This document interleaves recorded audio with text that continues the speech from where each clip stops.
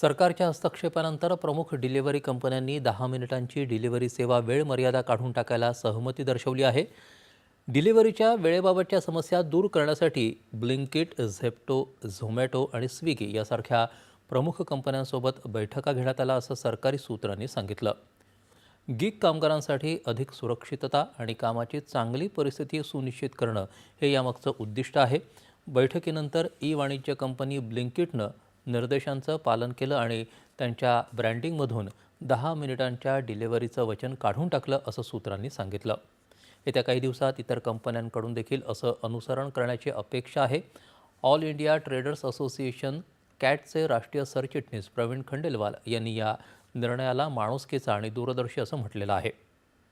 Delivery कर्मचाऱ्यांचं जीवन आणि सुरक्षितता यांना प्राधान्य देण्यात आलं आहे असं त्यांनी सांगितलं.